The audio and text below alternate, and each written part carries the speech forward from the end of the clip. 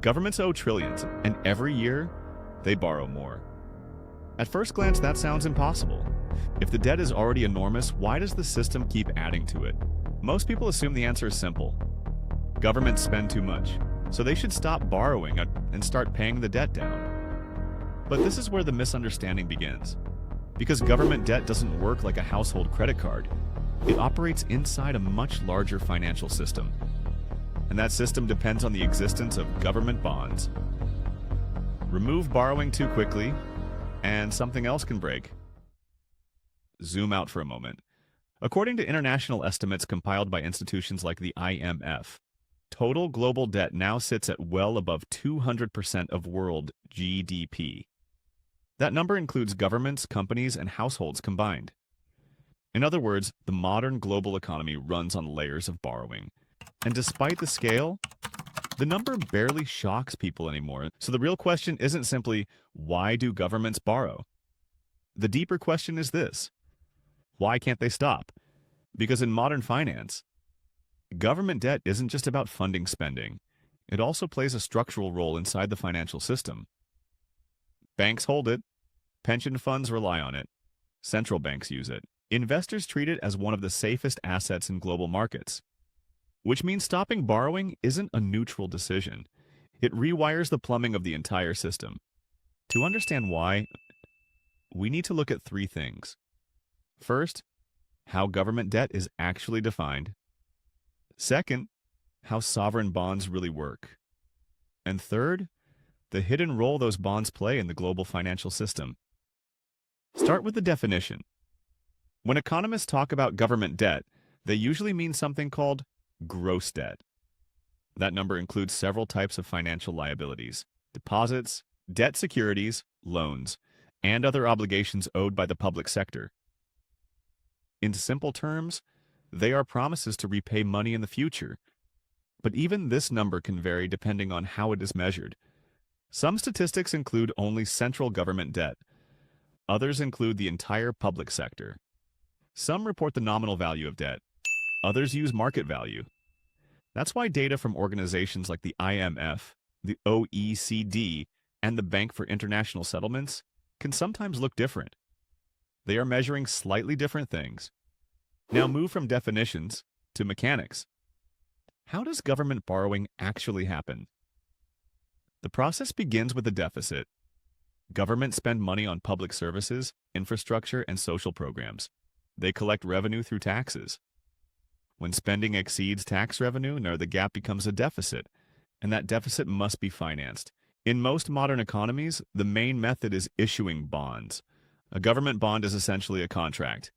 Investors provide cash today. The government promises to repay that money later, usually with interest.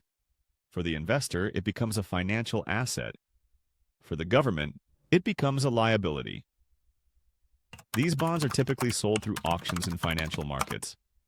Banks buy them, pension funds buy them, insurance companies buy them, foreign reserve managers buy them, and sometimes central banks buy them too. But there's another detail many people miss. Governments rarely pay off all their debt like a household finishing a mortgage. Instead, the debt constantly rolls over. When an old bond matures, the government repays the investor, but at the same time, it usually issues a new bond to replace it. This process is called refinancing, which means the real danger is not always the total amount of debt. It is the schedule of when that debt matures. If large amounts of bonds come due at the same time, governments face what economists call rollover risk. They must refinance that debt at whatever interest rates the market demands. So far, this still sounds like ordinary borrowing, but here is the twist. Government debt isn't only a government problem, it is also a private sector asset. For millions of investors around the world, sovereign bonds form the safe foundation of a portfolio. Pension funds rely on them to match long-term liabilities. Insurance companies hold them to stabilize their balance sheets. Banks use them to manage liquidity. And central banks hold them as reserves. But bonds perform another role that is even more important. They act as collateral in the financial system. Collateral is what allows financial institutions to borrow from one another. High-quality government bonds are widely accepted for that purpose. In effect, they help keep financial markets running smoothly. This means bonds perform two jobs at the same time. They store value for investors, and they support lending across the financial system. Now imagine removing a large portion of those bonds. Investors would scramble for alternative safe assets. Prices of the remaining assets could surge. Yields could shift dramatically, and borrowing costs across the entire economy could rise. Exactly the opposite of what policymakers might want. This is why debates about government debt often miss the deeper mechanism. The question isn't just whether governments can repay their debt. The question is whether the financial system can function without a steady supply of sovereign bonds. Central banks add another layer to the story.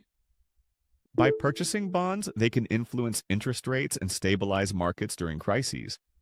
But they cannot eliminate economic constraints forever. If debt grows too quickly relative to the economy, other pressures appear. Inflation, rising interest costs, and the risk of losing investor confidence. Which brings us back to the idea of the debt trap. Government borrowing does have limits, but those limits rarely come from a single number. Instead, they emerge from a combination of pressures: economic growth, inflation, interest rates, rollover risk, and market confidence. When these forces move in the wrong direction, debt that once seemed manageable can suddenly become a problem. Another pattern appears repeatedly throughout modern economic history. After large crises, debt levels rarely return to their previous baseline. Instead, they ratchet upward. The financial crisis of 2008 pushed global debt higher. The pandemic response pushed it higher again, and once those levels rise, they tend to remain elevated. According to IMF estimates, total global debt reached roughly $251 trillion in 2024. The point isn't panic, the point is dependence. The modern global economy runs on refinancing. This also changes how we should interpret political slogans. Saying governments should just stop borrowing is a bit like saying we should remove highways from a city. In theory, it might be possible, but unless a replacement system already exists, the entire network would collapse. Financial markets operate in a similar way. Government bonds have become part of the operating system of global finance. They fund deficits, they replace maturing debt, and they provide the safe assets that institutions rely on. Which means the real question isn't simply why governments borrow, it is who holds the debt.